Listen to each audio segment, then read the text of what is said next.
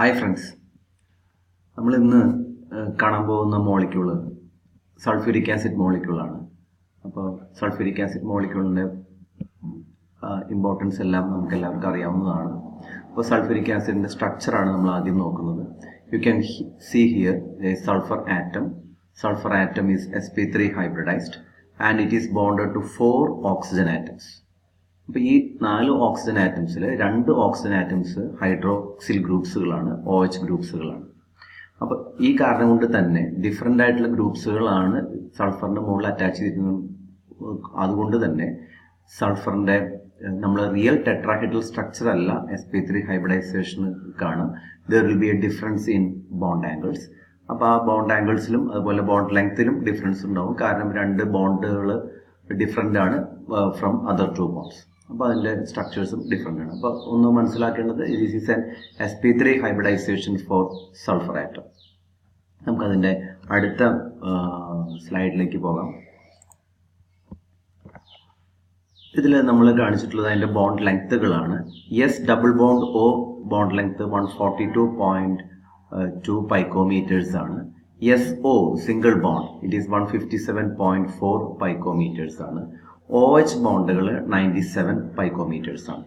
അപ്പോൾ എന്താ ഇതിൻ്റെ ഹൈബ്രിഡൈസേഷൻ റിയലി നടക്കുന്നത്? സൾഫർ ആറ്റം നമ്മൾ പറഞ്ഞു അത് sp3 ഹൈബ്രിഡൈസേഷൻ ആണ്. അപ്പോൾ ഈ ഇവിടെ നടക്കുന്ന പൈ ബോണ്ടുകൾ, ആക്ച്വലി ഇതിൽ 4 സിഗ്മ ബോണ്ടുകൾ നമുക്ക് കാണാം. SO സിഗ്മ ബോണ്ട്സ് 4 സിഗ്മ ബോണ്ടുകളുണ്ട്. അതിൻ്റെ കൂട്ടത്തിൽ 2 പൈ ബോണ്ടുകളുണ്ട് ഓക്സിജനുമായിട്ട്. ഇപ്പോൾ സൾഫറിലുള്ള ഡി ഓർബിറ്റൽസും ഓക്സിജനുള്ള പി ഓർബിറ്റൽസും തമ്മിൽ ഫോം ചെയ്തുകൊണ്ടാണ് ഇവിടെ പൈ ഓർബിറ്റൽസ് ഫോം ചെയ്തിട്ടുള്ളത്. It can be considered as A D pi P pi orbitals ആണ്.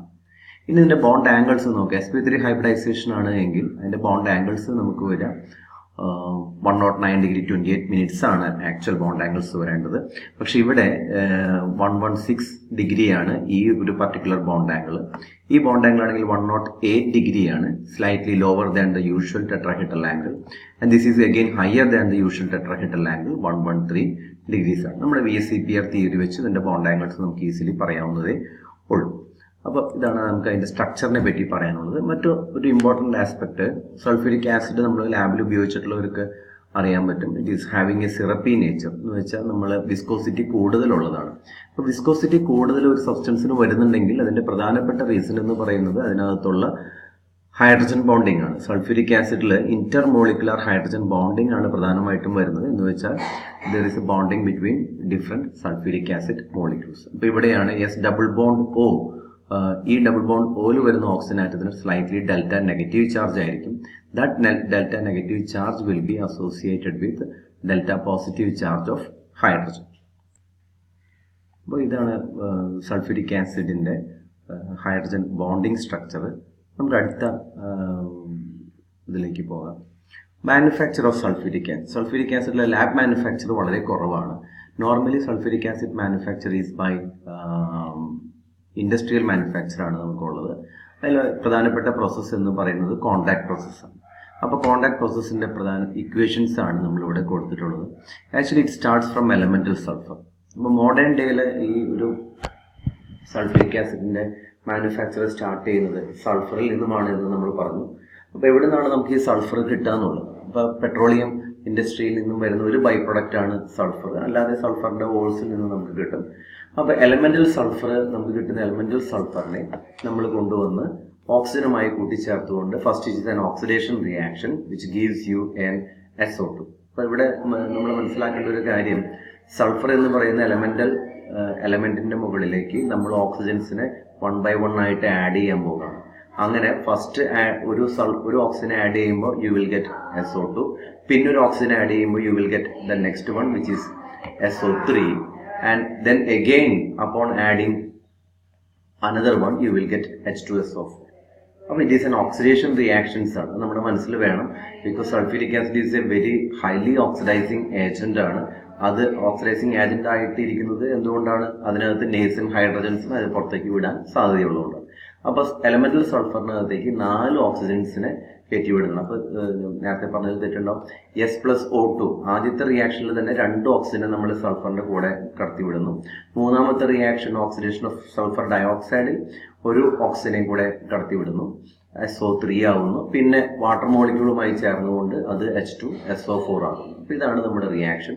ആൻഡ് യു ക്യാൻ സീ ഈ റിയാക്ഷനിൽ there is a reduction in the number of molecules as you go to the forward one. അതുകൊണ്ടാണ് നമ്മൾ 2SO2 plus O2 ഇവിടെ 3 molecules ഉണ്ട്. ഇവിടെ product സൈഡിലാണെങ്കിൽ 2 മോളിക്യൂൾസേ ഉള്ളൂ. Delta H is an exothermic reaction 197 kJ/mol ആണ്. അപ്പോൾ ലീ ഷാറ്റ്ലിയസ് പ്രിൻസിപ്പിൾസ് നമുക്ക് ഡയറക്റ്റ്ലി ഈ പറയുന്ന പ്രധാനപ്പെട്ട ഈ സെക്കൻഡ് സ്റ്റെപ്പാണ് ഏറ്റവും പ്രധാനപ്പെട്ട സ്റ്റെപ്പ്. അവിടേക്ക് നമുക്ക് ലീ ഷാറ്റ്ലിയസ് പ്രിൻസിപ്പിൾസ് നമുക്ക് അപ്ലൈ ചെയ്യാൻ പറ്റും. എന്താ ലീ ഷാറ്റ്ലിയസ് പ്രിൻസിപ്പിൾ പ്രകാരം നമുക്ക് പറയാൻ പറ്റും? ഒന്ന്, increase of pressure. If you increase the pressure, system will try to reduce the pressure by moving forward reaction. Whereas it is an exothermic reaction, so if I reduce the temperature, system will try to increase the temperature, and the increase the temperature is the forward reaction. So again there will be a chance for the forward reaction if I reduce the temperature. മറ്റൊന്ന് increase of concentrations ആണ്. അപ്പോൾ ഞാൻ SO2-ന്റെയോ O2-ന്റെയോ concentration ഞാൻ കൂട്ടുകയാണെങ്കിൽ system will try to reduce the particular concentration by moving forward the reaction. അപ്പോൾ ഇതാണ് നമ്മുടെ കോണ്ടാക്ട് പ്രോസസ്സിന്റെ ബേസിക് ആയിട്ടുള്ള ഐഡിയ. ഇവിടെ നമ്മൾ ഒരു ബ്ലോക്ക് ഡയഗ്രാംസ് കൊടുത്തിട്ടുണ്ട്. SO2 പ്ലസ് എയർ, SO2 തുടങ്ങിയിട്ടുള്ള ഇതാണ് നമ്മൾ dust precipitator, wash tower, drying tower, heat exchanger, and then comes the converter. കൺവേർട്ടറിൽ നിന്നും വീണ്ടും ഹീറ്റ് എക്സ്ചേഞ്ചറിലേക്ക് പോകുന്നു, cooler, concentration of the acid and diluter, and H2SO4 to storage tank. നമുക്ക് അതിൻ്റെ അടുത്ത ഇതിൽ ഡീറ്റെയിൽഡ് ആയിട്ടുള്ളൊരു പ്രോസസ്സ് നമുക്കിവിടെ കാണാം.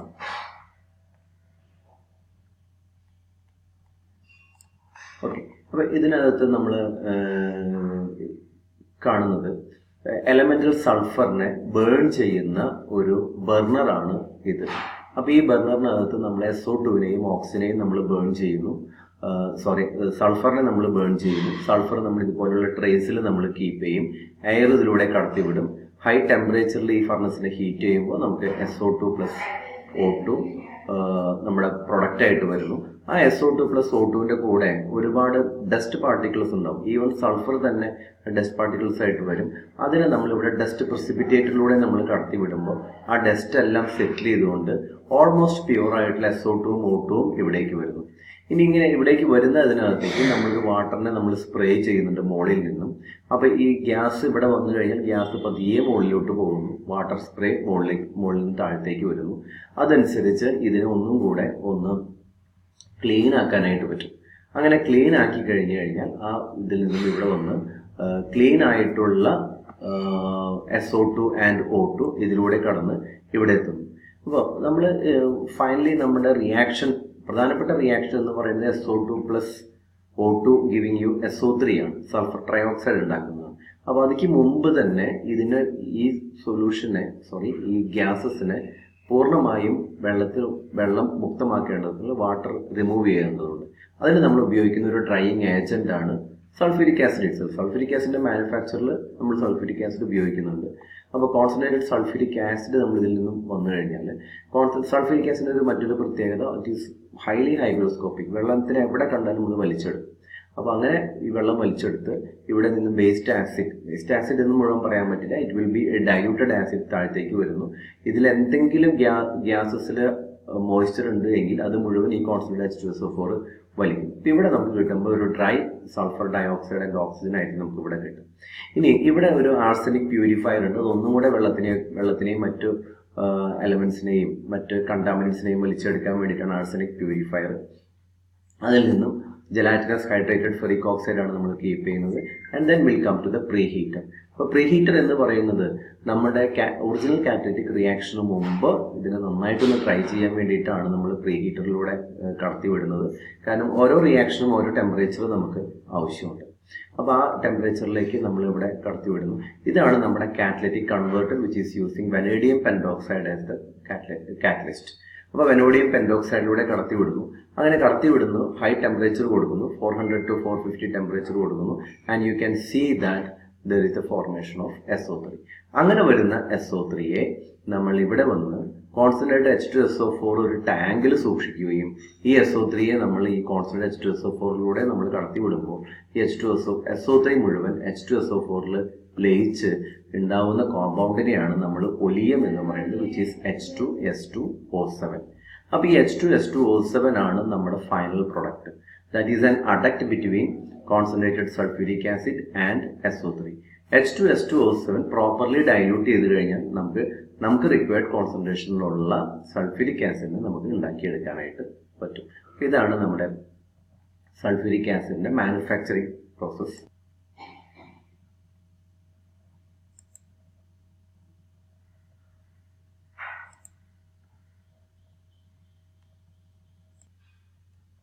നമുക്കിനി അതിൻ്റെ ഫിസിക്കൽ പ്രോപ്പർട്ടീസ് നോക്കാം. നമ്മൾ നേരത്തെ പറഞ്ഞിരുന്നത് it is a highly viscous oily liquid ആണ്. Specific gravity is 1.84. അപ്പോൾ മോളിക്യൂൾസ് തമ്മിൽ ഹൈലി അസോസിയേഷൻ ഉണ്ട് എങ്കിൽ തീർച്ചയായിട്ടും അതിൻ്റെ ഡെൻസിറ്റി കൂടുതലായിരിക്കും. 1.84 ഇറ്റ് ഈസ് വാട്ടറിൻ്റെ ഡെൻസിറ്റി 1 ആണ്. അപ്പോൾ 1.84 എന്ന് പറയുമ്പോൾ almost double the density of water ആണ്. Its freezing point is 10 degree Celsius and boiling point is 338 degree Celsius. Sulphuric acid corresponding stable ആയിട്ടുള്ളൊരു മോളിക്യൂളാണ്. നോ ലാബ് ആസ്പെക്റ്റിൽ വളരെ ഇമ്പോർട്ടൻ്റ് ആയിട്ടുള്ളൊരു കാര്യമാണ് അടുത്തത്. സൾഫ്യൂരിക് ആസിഡ് ഡിസോൾവ് ചെയ്യുന്നു. whenever you are diluting sulfuric acid you should take extra care. എന്തുകൊണ്ടാണ്? Sulphuric ആസിഡും വെള്ളവുമായിട്ട് നമ്മൾ ലയിപ്പിക്കുമ്പോൾ അതിൽ നിന്നും ഒരുപാട് ഹീറ്റ് ജനറേറ്റ് ചെയ്യപ്പെടും. ആ ഹീറ്റ് ജനറേറ്റ് ചെയ്യപ്പെടുന്ന ഹീറ്റ് ഒരു എക്സ്പ്ലോഷന് പോസിബിൾ ആയിട്ടുള്ള അത്രയും ഹീറ്റ് ജനറേറ്റ് ചെയ്യും. ആ കാരണം കൊണ്ട് തന്നെ water should never be added to concentrated acid. അപ്പോൾ നമുക്ക് ഡൈല്യൂട്ട് ചെയ്യേണ്ട ആവശ്യമുണ്ടെന്നുണ്ടെങ്കിൽ വെള്ളം എടുത്ത് ആസിഡിലേക്ക് ഒഴിക്കരുത് ഒരിക്കലും. ആസിഡ് എടുത്ത് വളരെ വെള്ളത്തിലേക്ക് ഒഴിക്കണം. സൾഫ്യൂരിക് ആസിഡിന്റെ നോർമൽ ഡൈല്യൂഷൻ പ്രൊസീജിയർ എന്ന് പറഞ്ഞാൽ നമ്മളൊരു ബീക്കറിൽ ഐസ് ഇടുന്നു. ആ ഐസിൽ കുറച്ച് വെള്ളം ഉണ്ടാവും. എന്നിട്ട് ആ ഐസിന്റെ മുകളിലേക്ക് നമ്മൾ കോൺസെൻട്രേറ്റഡ് സൾഫ്യൂരിക് ആസിഡ് സ്ലോലി നമ്മൾ കാൽക്കുലേറ്റ് ചെയ്യണം എത്ര വാട്ടർ എടുക്കണം എന്നുള്ളത്. സ്ലോലി അതിന്റെ മുകളിലേക്ക് നമ്മൾ ഡൈല്യൂട്ട് ചെയ്യുന്നു. അങ്ങനെ ഐസ് മുഴുവൻ ഡിസോൾവ് ആയി എന്ന് കണ്ടു കഴിഞ്ഞാൽ നമുക്ക് പിന്നെ ഫർദറായിട്ട് വെള്ളം ഒഴിച്ച് ഡൈല്യൂട്ട് ചെയ്യാനായിട്ട് പറ്റും. അപ്പോൾ അതാണ് അതിൻ്റെ physical properties. Now, going on to chemical properties, as you know, acidic nature, sulfuric acid is a strong dibasic acid. Aqueous solution of sulfuric acid ionizes to 2 steps.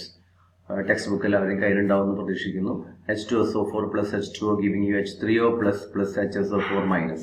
അപ്പോൾ 2 ഹൈഡ്രജൻസ് അതിനകത്തുണ്ട്. 2 പ്രോട്ടോൺസിന് അതിന് കൊടുക്കാൻ പറ്റും. ഒരു പ്രോട്ടോണിനെ കൊടുത്താൽ ഒരു H3O പ്ലസ്, അടുത്ത പ്രോട്ടോണിനെ കൊടുത്താൽ അടുത്ത H3O പ്ലസ്. അപ്പോൾ നമുക്ക് ഇവിടെ 2 സ്റ്റെപ്പിൽ നമുക്ക് റിയാക്ഷൻസ് കാണാൻ പറ്റും. ആസിഡ് ന്യൂട്രലൈസസ് ബേസുമായിട്ടുള്ള ന്യൂട്രലൈസേഷൻ റിയാക്ഷൻ നമ്മൾ വോളിയോമെട്രിക് എക്സ്പെരിമെന്റ്സ് നമ്മൾ ചെയ്യുന്നതാണ്. സോഡിയം ഹൈഡ്രോക്സൈഡിന്റെ റിയാക്ഷൻ നമ്മളിപ്പോൾ ഇതിനകത്ത് 2 സ്റ്റെപ്പുകളായിട്ട് നമ്മൾ ഇവിടെ കൊടുത്തിട്ടുണ്ട് എന്നുണ്ടെങ്കിലും നോർമലി ഈ റിയാക്ഷനൊക്കെ വളരെ ഫാസ്റ്റ് ആയതുകൊണ്ട് ഒറ്റ സ്റ്റെപ്പിൽ തന്നെ sodium hydroxide will react with H2SO4 giving you Na2SO4 plus 2H2O. Now it neutralizes and decomposes carbonates ഉണ്ട് എങ്കിൽ സൾഫ്യൂരിക് ആസിഡ് നമ്മൾ ഒഴിച്ചു കഴിഞ്ഞാൽ കാർബണേറ്റ്സിനെ ഡീകമ്പോസ് ചെയ്യും. അപ്പോൾ അത് വളരെ നമ്മുടെ ക്വാളിറ്റേറ്റീവ് അനാലിസിസിൽ ഇമ്പോർട്ടൻ്റ് ആയിട്ടുള്ളൊരു റിയാക്ഷനാണ്. Next one is dehydrating action ആണ്. നമ്മൾ നേരത്തെ സൾഫ്യൂരിക് ആസിഡ് ഉണ്ടാക്കുന്ന പ്രോസസ്സിൽ തന്നെ അത് വെള്ളത്തിനെ അബ്സോർബ് ചെയ്യും എന്ന് നമ്മൾ പറഞ്ഞു. എന്നതുപോലെ ഒരു ഓക്സിഡേഷനും അതുപോലെ തന്നെ ഡീഹൈഡ്രേഷനും ഒരുമിച്ചുള്ളൊരു പ്രോപ്പർട്ടിയാണ് അത് കാണിക്കുന്നത്. Concentrated sulphuric acid sucrose molecule sugar മോളിക്യൂളിനകത്തേക്ക് നമ്മൾ കോൺസെൻട്രേറ്റഡ് സൾഫ്യൂരിക് ആസിഡ് ആഡ് ചെയ്ത് കഴിഞ്ഞാൽ immediately it becomes charred 12 carbon. അപ്പോൾ കാർബൺ എന്ന് പറയുമ്പോൾ കരി പിടിക്കുന്ന രീതിയിലായിരിക്കും. And 11 H2O will be. നമ്മൾ BSc ഫൈനൽ ഇയർ നമ്മൾ ഗ്ലൂക്കോസിന്റെ ടെസ്റ്റ് ചെയ്യുന്നതിന് ഒരു കൺഫർമേറ്ററി ടെസ്റ്റ് ആ ഗ്ലൂക്കോസ് മോളിക്യൂൾ അല്ലെങ്കിൽ സൂക്രോസ് മോളിക്യൂളിനകത്തേക്ക് സൾഫ്യൂരിക് ആസിഡ് ആഡ് ചെയ്യുക എന്നുള്ളതാണ്. കുറച്ച് സൾഫ്യൂരിക് ആസിഡ് ആഡ് ചെയ്യുമ്പോൾ തന്നെ അത് കറുത്തു പോവുകയാണെങ്കിൽ നമുക്ക് മനസ്സിലാക്കാം അതിനകത്ത് ഇതുണ്ട്, ഗ്ലൂക്കോസ് ഉണ്ട് എന്നുള്ളത്. അതിൻ്റെ റിയാക്ഷനാണ് നമ്മൾ കൊടുത്തിട്ടുള്ളത് dehydrating action. Next concentrate sulphuric ആസിഡുമായിട്ട് റിയാക്ട് ചെയ്യുമ്പോൾ formic acid decomposes to carbon monoxide and H2O. അതുപോലെ oxalic acid decomposes to carbon oxide. അതായത് എവിടെയൊക്കെ കാർബൺ ഡയോക്സൈഡ് ഇവോൾവ് ചെയ്യിക്കാൻ പറ്റും, എവിടെയൊക്കെ വാട്ടറിന് ഇവോൾവ് ചെയ്യിക്കാൻ പറ്റും, അവിടെയെല്ലാം സൾഫ്യൂരിക് ആസിഡ് അത് ഇവോൾവ് ചെയ്യിക്കും. എന്ന് വെച്ചാൽ വാട്ടറിന് ഡീഹൈഡ്രേറ്റ് ചെയ്തുകൊണ്ട് അവിടെ നിന്നും എടുത്ത് മാറ്റും. For example, you see the reaction of copper sulphate 5H2O. That is 5H2O is crystallisation water ആണ്. അപ്പോൾ കോപ്പർ സൾഫേറ്റ് ക്രിസ്റ്റലൈസ് ചെയ്യുമ്പോൾ അതിൻ്റെ കൂടെ 5H2O ഉണ്ടാവും. കോൺസെൻട്രേറ്റ് സൾഫ്യൂരിക് ആസിഡ് ഒഴിച്ചു കഴിഞ്ഞാൽ ഇമ്മീഡിയറ്റ്ലി ഈ 5H2O